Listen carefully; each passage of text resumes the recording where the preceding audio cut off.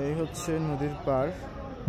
একটা চমৎকার বিষয় দেখাই হচ্ছে, এ হচ্ছে নদী, তো এই হচ্ছে গিয়ে আবার একটা মসজিদ। এখানে যেটা হয়েছে, মসজিদটার একদম পাশ ঘেঁষে হচ্ছে গিয়ে নদীর বাঁধটা পড়ছে। সো মসজিদটা টিকে গেছে আর কি। আল্লাহ যদি চায় তাহলে এখান থেকেই নদীর ভাঙন থেমে যাবে।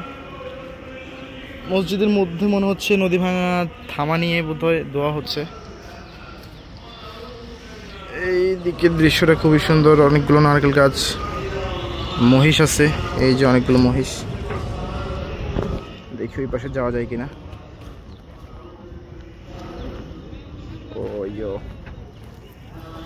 কিভাবে যাবো ওই পাশে?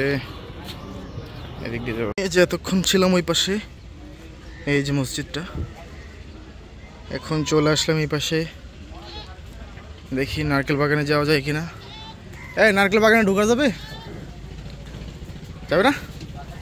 ব্যবস্থা নেই কোনো? না কোথা?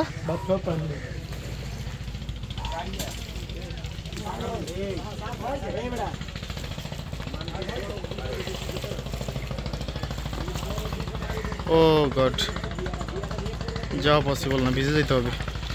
এই যে এখানে নারকেল বাগানটা দেখা যাচ্ছে, খুবই সুন্দর।